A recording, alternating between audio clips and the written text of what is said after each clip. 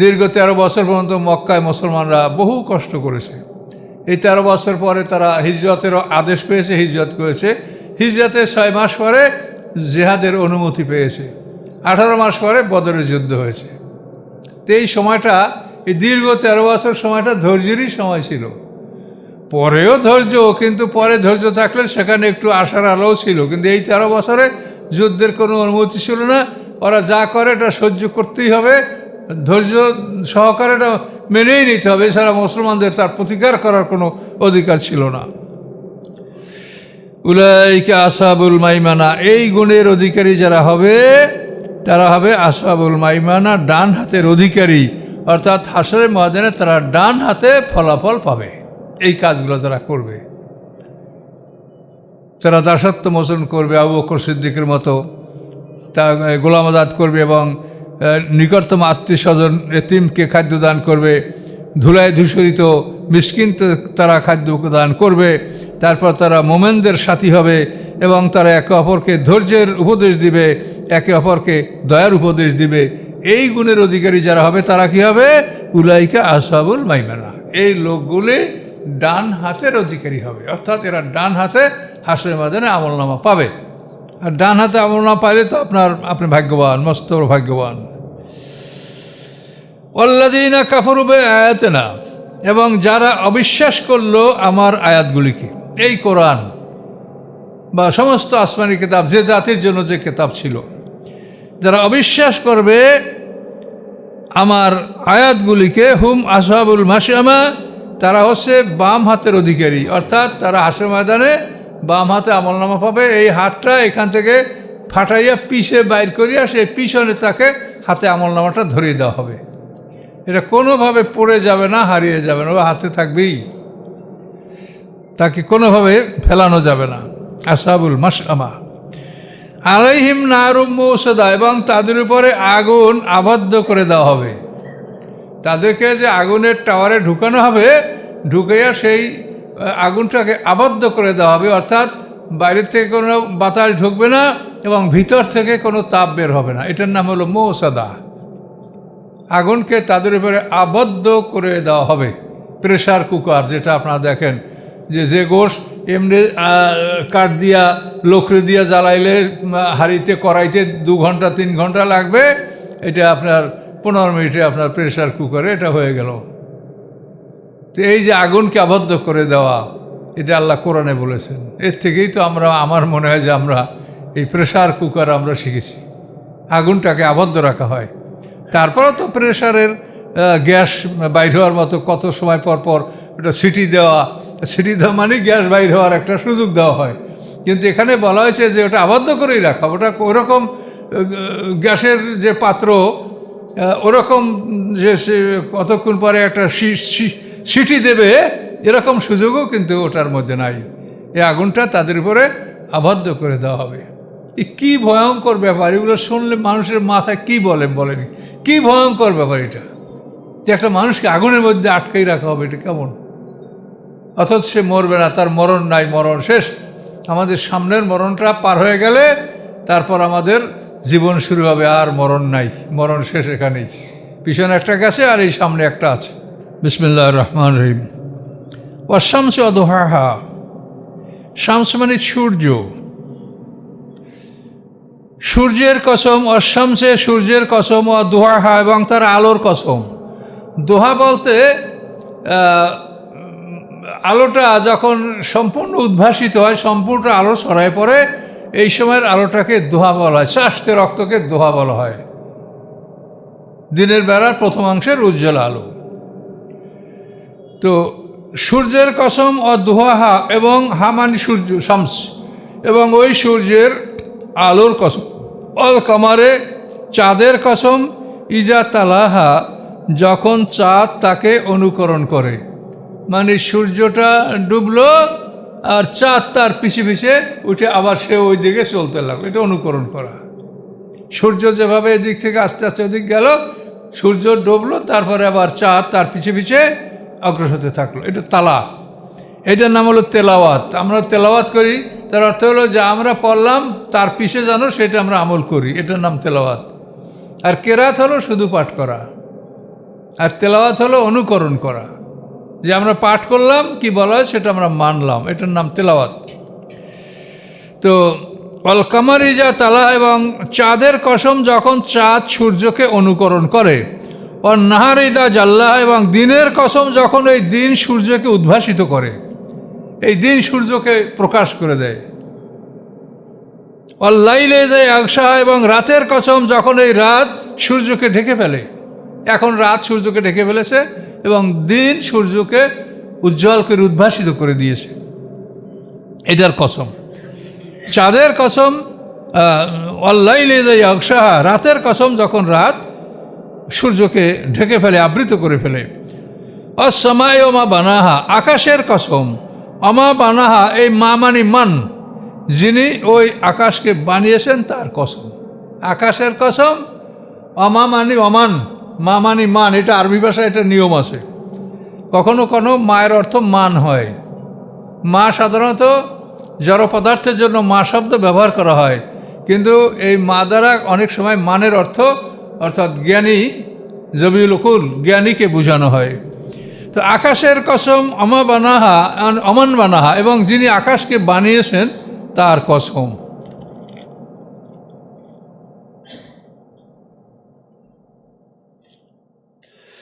All আরদে অমা তহাহা, এবং পৃথিবীর কসম। অমা তহাহা, এবং যে এই পৃথিবীকে বিস্তার করেছেন আল্লাহ তাআলা। পৃথিবীর কসম। অমান তহাহা, মা তহা মানে মান তহাহা, যিনি এই পৃথিবীকে বিস্তার করেছেন তার কসম। আর নফস ওমা সাওয়াহা, নফস মানে মানুষ, মানুষের কসম। অমান সাওয়াহা, এবং যিনি মানুষকে ঠিকঠাক করে সৃষ্টি করেছেন তার কসম, মানে মানুষ এবং আল্লাহ। শপথ নফসেন, মানুষের। অমা সাওয়াহা মানে অমান সাওয়াহা, যিনি এই মানুষকে ঠিকঠাক করে সৃষ্টি করেছেন তার কসম। ঠিকঠাক করে সৃষ্টি করে কি করেছেন? আলহামাহা ফুজুরহা তাকওয়াহা, ইলহাম করেছেন, আদেশ করেছেন তার মধ্যে ফুজুর এবং তাকওয়ার।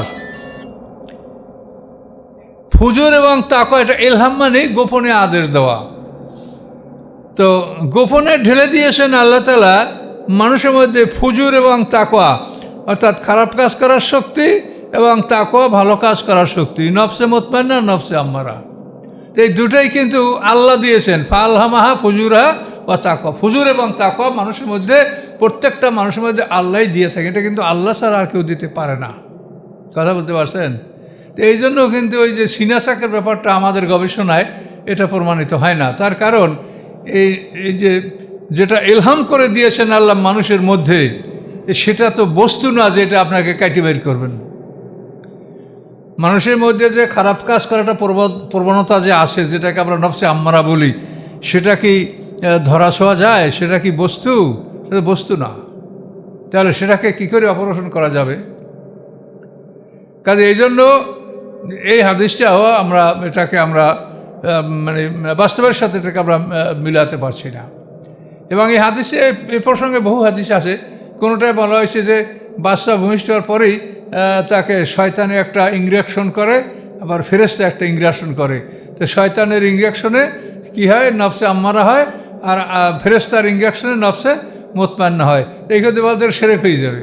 কেন আল্লাহ বলছে যে আমি ওটাকে ফালহামাহা ফুজুর ও তাকওয়া, ফুজুর তাকওয়া আল্লাহ দেয়। আপনি যদি বলেন যে শয়তানে দিছে একটা আর ফেরেশতা দিছে একটা, তাহলে কি হয়ে গেল?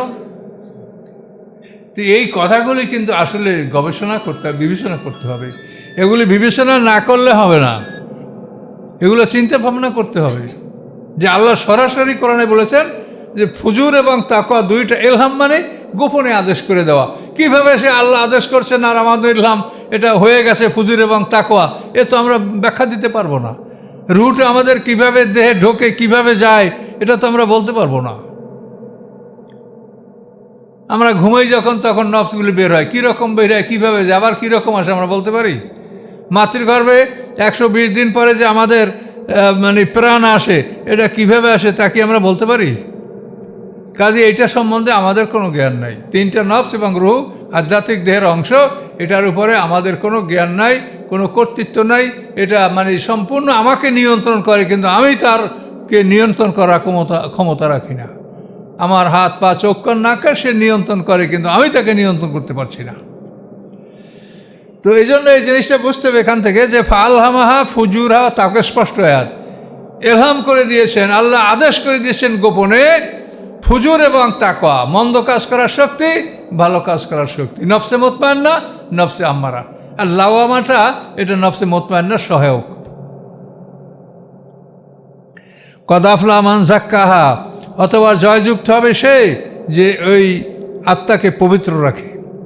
এখন আত্মাকে পবিত্র রাখতে পারবেন কি অপারেশন করিয়া দিয়া ধুইয়া না কি করিয়া? এটাকে পবিত্র রাখতে হবে আল্লাহর স্মরণের মাধ্যমে। আপনাকে অধিক পরিমাণে আল্লাহকে স্মরণ করতে হবে, কোরআন তেলাওয়াত করতে হবে এবং সৎপথে থাকতে হবে, তাহলে আপনার এই আত্মাটা পবিত্র থাকবে, ভালো থাকবে। কিন্তু এটাকে পৃথিবীর কোনো অস্ত্র দিয়া এটাকে অপারেশন করে এটাকে পবিত্র করার এটা ক্ষমতা পৃথিবীতে এটা কারো নাই, এবং এটা সম্পূর্ণ যুক্তির বাইরে। যেহেতু এই জিনিসটা হলো অ্যাবস্ট্রাক্ট, যেটা সম্বন্ধে কোনো আপনি ব্যাখ্যাই দিতে পারবেন না যে এটা কী, তো অপারেশন কেমনি করবেন। কদ আফলাহা মান যাক্কাহা, জয়যুক্ত হলো সে যে এটাকে পবিত্র রাখে। অকদ খাবা, এবং নিশ্চয়ই নিরাশ হলো সে মান দাস্সাহা, যে এটাকে ময়লাযুক্ত করে। আত্মার কাজ যদি আপনি ময়লার সাথে মিলিয়ে রাখেন, অর্থাৎ খারাপ কাজ করেন, তাহলে এটা ময়লাযুক্ত হয়ে গেল, ময়লা এটার সাথে লেগে গেল। আপনি একটা মিথ্যা কথা বললেন, আপনি একটা অশ্লীল কাজ করলেন, নাউজুবিল্লাহ, এটা করলে কি হবে? ওটা ময়লার সাথে ও জড়িত হয়ে গেল, ময়লায় জড়িয়ে গেল, এবং কালো দাগ পরে পরে এমনভাবে কালো হয়ে যাবে যে তারপরে আর ভালো ওর মধ্যে আর ঢুকবে না। জং পরে পরে যদি একেবারেই এমন হয়, তার সেখান থেকে বিদ্যুৎ আর পাস করে না, করে? তো ওই রকম আত্মা যদি আপনাকে ময়লা করে ফেলেন, তাহলে ওখান থেকে আর আল্লাহর নূর আলো এটা পাস করবে না, হেদায়েত পাস করবে না। তখন সে অন্যায় করতে থাকবে, ভালো কাজ করতে পারবে না। সে তো অন্য সূরায় বলছে না, বাল রানা আলা কুলুবিহিম মা কানু ইয়াকসিবুন, যে তাদের উপার্জনের জন্য তাদের অন্তরে জং পড়েছে, মরিচা পড়েছে, তো কোরআনে বলা আছে। কাযযাবাত সামুদ বিতাগওয়াহা, মিথ্যা মনে করলো সামুদ জাতি তাদের বিদ্রোহের কারণে। সামুদ জাতি তাদের বিদ্রোহের কারণে তারা আল্লাহর পয়গম্বরকে অস্বীকার করলো, আল্লাহর দেওয়া মুজিজাকে তারা অস্বীকার করলো। সামুদ জাতি, তাদেরকে একটা গাভীন উটনি দেওয়া হয়েছিল, না কাতুল্লাহ, আল্লাহর উটনি। এটা তো বড় কাহিনী পিছনে গেছে। ইজেম বায়াসে আশকাহা, যখন তারা পাঠিয়েছিল তাদের সবচাইতে দুর্ভাগ্যবান ব্যক্তিকে। সবচাইতে খারাপ ব্যক্তি হলো কেদার বিন সালেফ, যে এই উটকে হত্যা করার দায়িত্ব নিয়েছিল। ওরা 9 জন ছিল এই কাজে, কিন্তু এর মধ্যে নেতা হলো কেদার বিন সালেফ। এটা কোরআনে স্পষ্ট বলা আছে, অকানা ফিল মাদিনাতে সাতুর হাতি ইউফসিদুনা ফিল আরদি ওয়ালা ইউসলিহুন। 9 জন নেতা ছিল শহরে, তারা গণ্ডগোল করে বেড়াতো। ক্বালু তাকাসামু বিল্লাহ, তারা একসঙ্গে বলে পরস্পর কসম করে নাও আল্লাহর নামে, আল্লাহর নামে কসম করে নাও, কথা পাকাপাকি করো। কি করব? লানুবাইয়িতান্নাহু, রাতের অন্ধকারে আমরা পয়গম্বরকে খুন করব। এটা আল্লাহর কসম করে তারা পাকাপাকি করে নিয়েছিল। কথা বলতে পারছেন? তাহলে আল্লাহর নাম নিলে, আল্লাহর কসম করলে আর ইনশাল্লাহ মাশাআল্লাহ করলে যে কোনো মানুষ মোমেন, এটা আপনি বুঝবেন না। এই তো কোরআন থেকেই দেখেন, এটা কোনো দুর্বল কথা না, কোরআনের কথা। ওরা কি বললো? ক্বালু তাকাসামু বিল্লাহ, তাকাসাম মানে পরস্পর কসম, যে আমরা এই কাজটা সবাই করব, একসঙ্গে করব, কোনো রকম কেউ পিছপা হবো না, এই গোপন রহস্য ফাঁস করবো না। এইভাবে তারা কসম করে পাকাপাকি করে তারপর কি লানুবাইয়িতান্নাহু, রাতের অন্ধকারে পয়গম্বরকে মারবো। মারার জন্য যখন রওনা করছে, তখন কি হলো? একটা পাহাড়ের একটা পাথর পরে ওই 9 নেতা এক পাথরের তলে চাপা পড়ে 9 নেতা শেষ। এর উটটাকে মারছে এর আগেই, এই উট মাইরে তারপর পয়গম্বরকে মারার জন্য পরিকল্পনা নিয়েছিল। এর মধ্যে আল্লাহ তাআলা তাদেরকে শেষ করে দিয়েছে। তা আল্লাহ বলেন, ইজেম বায়াসে আশকাহা, যখন তারা প্রেরণ করেছিল তাদের সবচাইতে দুর্ভাগ্যবান ব্যক্তিকে। ফাকাল আলাম রাসূলুল্লাহ, তাদেরকে বলেছিল আল্লাহর রসুল। এই রাসূলকে সালেহ আলাইহিস সালাম, যারা কোনো খবর নিয়ে আসেন তাদেরকে রাসূল বলা হয়। সমস্ত নবীদেরকে আপনি রাসূল বলতে পারেন। তো ফাকাল আলাম রাসূলুল্লাহ, তাদেরকে বলেছিলেন আল্লাহ রসুল, না কাতাল্লাহ ওয়া সুকিয়াহা, আল্লাহর উটনি এবং তাকে হত্যা করা, এর থেকে তোমরা সতর্ক হও। তাকে সঠিকভাবে খাবার খেতে দাও।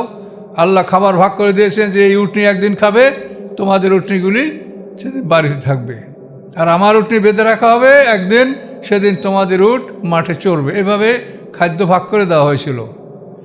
এই জন্য বলা হয়েছে আল্লাহর উটনি অসুকিয়াহা এবং তাকে হত্যা করা, এ ব্যাপারে তোমরা সতর্ক হও।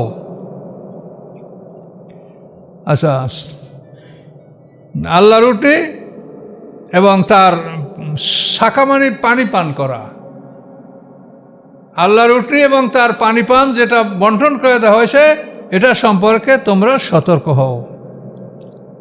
ফাকাজ্জাবুহু, অতঃপর তারা নবীকে মিথ্যা সাব্যস্ত করলো। ফাকারুহা, তারা সেই উটটাকে হত্যা করলো, জখম করলো, কাটলো। ফাদামদামা আলাইহিম রব্বুম বিযামহিম, অতঃপর দামদামা মানে তাদের উপরে ভয়ঙ্কর শাস্তি আল্লাহ চাপিয়ে দিলেন, কঠিন শাস্তি আলাইহিম তাদের উপরে চাপিয়ে দিলেন, রব্বুম তাদের রব, বিযামহিম তাদের পাপের কারণে, ফাসাওয়াহা, অতঃপর তাদেরকে মাটির সাথে মিশিয়ে দেওয়া হলো। এই সামুদ জাতি বিশাল শক্তিশালী, এরা এই উটটাকে হত্যা করার পরে 3 দিন তারা বেঁচে ছিল। 3 দিনের প্রথম দিনে তাদের চেহারা প্রথম দিনে হলুদ বর্ণের হয়েছিল, দ্বিতীয় দিনে লাল বর্ণের হয়েছিল, তৃতীয় দিনে চেহারা কালো হয়ে গেছিল। তৃতীয় দিন পার হওয়ার পর চতুর্থ দিন সকালে প্রচণ্ড এক ভূমিকম্পে, এক বিকট শব্দে তাদের সবাইয়ের মৃত্যু হয়েছিল। দামদামাম মানে শাস্তি দিয়েছিলেন তাদের উপরে, রব্বুম তাদের রব, বিযামহিম তাদের অপরাধের কারণে, ফাসাওয়া, অতঃপর তাদেরকে মাটির সাথে মিশিয়ে দেওয়া হয়েছিল। ওয়ালা ইয়াখাফু উকবাহা, তিনি ভয় করেন না তার পরিণামের। আল্লাহদেরকে মারছে, এখন আল্লাহকে কেউ কিছু করবে এরকম কোনো পরিণামের ভয় আল্লাহ করেন না। বিসমিল্লাহির রহমানির রহিম। ওয়াল্লাইলি ইযা ইয়াগশা, রাতের কসম যখন সে রাত সব কিছু ঢেকে ফেলে, এই যে রাত এখন সব কিছু ঢেকে ফেলেছে। আর নাহারি ইযা তাজাল্লা, দিনের কসম যখন দিন সব কিছুকে আলোকিত করে, সেই আলোকিত দিনের কসম। আমা খালাকাত জাকারা আল উনসা, এবং তার কসম, এই মামানি মান খালাকাত জাকারা, যিনি সৃষ্টি করেছেন পুরুষ এবং নারী, কে সে? আল্লাহ তাআলা। তাহলে আল্লাহ তাআলা নিজের কসম এভাবে করলেন। ইন্না সায়াকুম লাসাত্তা, নিশ্চয়ই তোমাদের পরিশ্রম বিভিন্নমুখী। আমরা একই ধরনের পরিশ্রম সবাই করি না, এক একজনে এক এক ধরনের পরিশ্রম আমরা করি। ইন্না সায়াকুম লাসাত্তা। এখন আল্লাহ বলেন ফামামান আতা ওয়াত্তাক, অতঃপর যে দান করে এবং আল্লাহকে ভয় করে, অসাদ্দাকা বিল হুসনা, এবং ভালোকে সমর্থন করে। হুসনা মানে ভালো, কল্যাণকর, ভালো যে জিনিস এটাকে সে সাদ্দাকা মানে বিশ্বাস করে, মানে সমর্থন করে। ফাসা নুয়াসিরুল রুসরা, আমি সহজ করে দেব তার জন্য সহজ পথ। যে সত্যকে সমর্থন করে, ভালোকে গ্রহণ করে, আল্লাহ বলেন তার জন্য আমি সহজ পথকে সহজ করে দেব। ওয়াম্মামান বাখেলা, এবং অতবার যে কৃপণতা করে, অস্তাগনা, এবং নিজেকে অমুখাফিকি মনে করে, অভাবমুক্ত মনে করে, ওয়াকাজ্জাবা বিল হুসনা, এবং ভালোকে অস্বীকার করে, ফাসা নুয়াসিরুল উসরা, অচিরেই আমি তার জন্য সহজ করে দেব কঠিন পথ। কাকে? দেখেন, কৃপণতা করে, নিজেকে অমুখাপেক্ষী মনে করে এবং সত্যকে অস্বীকার করে, তার জন্য আল্লাহ তাআলা কঠিন কাজকে সহজ করে দিবেন। তার জন্য চুরি, ডাকাতি, হারামি, বজ্জাতি এটা ইজি হয়ে যাবে। আর একজন মোমেনের জন্য এটা সহজ না। মোমেন অন্যার দিকে গেলেই সে কেঁপে উঠবে, ভয় পাবে, এবং তার জন্য এটা ভয়ঙ্কর মনে হবে। কিন্তু যারা এগুলি করে তাদের জন্য এটা কোনো ভয়ের বিষয় না। আল্লাহ বলেন কঠিন কাজ তার জন্য আমি সহজ করে দেব। অমায়ুগ্নি আনহু মালু ইজা তারাদ্দা, এবং উপকার করবে না তার, অমায়ুগ্নি উপকার করবে না আনহু তার, মালহু তার মাল, ইজা তারাদ্দা যখন সে ধ্বংস হবে। যখন সে ধ্বংস হবে তখন তার মাল তাকে কোনো উপকার করবে না। ইন্না আলাইনা আলাল হুদা, নিশ্চয়ই আমার উপরে দায়িত্ব, কর্তব্য হেদায়েত দান করা। যে হেদায়েতকে পাবে আল্লাহ বলে এটা আমার দায়িত্ব, আমার কর্তব্য, আমি হেদায়েত দান করব। আখরাত আল উলা, এবং নিশ্চয়ই আমারই মানে আমি মালিক, লিল আখরাতে আল উলা, পরকাল এবং হেউকাল। পরকাল এবং হেউকাল দুটারই মালিক আমি, এটা আল্লাহ বলেন, এটা সত্যতে কোনো সন্দেহ নাই। ফানজারতুকুম নারান তালাজ্জা, আমি ভয় দেখাচ্ছি তোমাদেরকে জ্বলন্ত আগুনের। নারায়ণ আগুন, তালাজ্জা মানে প্রজ্বলিত, প্রজ্বলিত আগুনের ভয় তোমাদেরকে দেখাচ্ছি। লা ইয়াসলা ইল্লা আশকা, প্রবেশ করবে না উহাতে দুর্ভাগ্যবান ছাড়া। আশকা মানে হতভাগ্য, দুর্ভাগ্যবান। এই দুর্ভাগ্যবান ছাড়া কেউ উহাতে প্রবেশ করবে না। দুর্ভাগ্যবানকে আল্লাযী কাযযাবা ওয়া তাওয়াল্লা, যে সত্যকে প্রত্যাখ্যান করে এবং মুখ ফিরিয়ে নেয়, এ হলো দুর্ভাগ্যবান। সায়ুজান্নাবুল আতকা, এবং অচিরেই দূরে রাখা হবে আগুন মুত্তাকিনদের থেকে। যারা মুত্তাকিন তাদের থেকে আগুন দূরে রাখা হবে, তাদের আগুন কাছে আনা হবে না। মুত্তাকিকে আল্লাযী ইউতি মালাহু ইয়াতাযাক্কা, যে দেয় দান করে তার মাল ইয়াতাযাক্কা, পবিত্রতা অর্জন করার জন্য। যে মাল দান করার মাধ্যমে আমি আমার নিজেকে পবিত্র করব, এই জন্য সে দান করে। অমালে হাদেন এন্দৌমের নেমাতেন তুজা, নাই কারো তার নিকট কোনো অনুগ্রহ, যে অনুগ্রহের প্রতিদান দেওয়া হবে।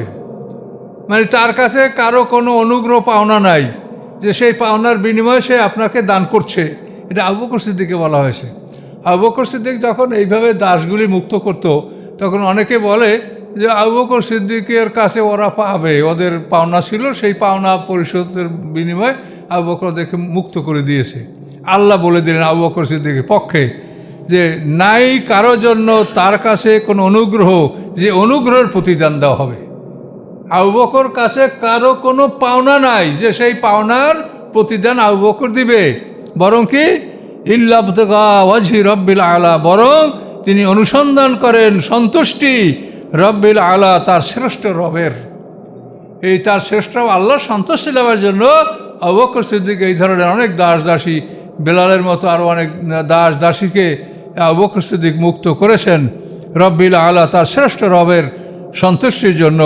আল্লাহ সাওফা ইয়ারদা, অচিরেই তাকে আল্লাহ তাআলা দান করবেন যাতে তিনি সন্তুষ্ট হবেন। এটা সম্পূর্ণ আবু বকর সিদ্দিকের বিষয়ে এই কথাগুলি আল্লাহ বলেছেন। এ পর্যন্ত থাকলো আমাদের 3টে সূরা আমরা পার হয়ে গেলাম। আমরা পার হয়ে যাব দ্রুত ইনশাআল্লাহ, দেখি আল্লাহ তৌফিক দেন। আস্তাগফিরুল্লাহ আল্লাযী লা ইলাহা ইল্লা হুয়াল হাইয়ুল কাইয়্যুম ওয়া আতুবু ইলাইহি, লা হাওলা ওয়া লা কুওয়াতা ইল্লা বিল্লাহিল আলিয়্যিল আযীম। আল্লাহুম্মা সাল্লি আলা মুহাম্মাদ ওয়া আলা আলি মুহাম্মাদিন কামা সাল্লাইতা আলা ইব্রাহিম ওয়া আলা আলি ইব্রাহিম ইন্নাকা হামিদুম মাজিদ। আল্লাহুম্মা বারিক আলা মুহাম্মাদ ওয়া আলা আলি মুহাম্মাদিন কামা বারাকতা আলা ইব্রাহিম ওয়া আলা আলি ইব্রাহিম ইন্নাকা হামিদুম মাজিদ। আল্লাহুম্মা আমিন। ربنا ظلمنا أنفسنا وإن لم تغفر لنا وترحمنا لنكونن من الخاسرين. ربنا لا تزغ قلوبنا بعد إذ هديتنا وهب لنا من لدنك رحمة إنك أنت الوهاب. ربنا أفرغ علينا صبرا وتوفنا مسلمين. ربنا أفرغ علينا صبرا وثبت أقدامنا وانصرنا على القوم الكافرين. سبحان ربك رب العزة عما يصفون، سلام على المرسلين، الحمد لله رب العالمين. السلام عليكم ورحمة الله.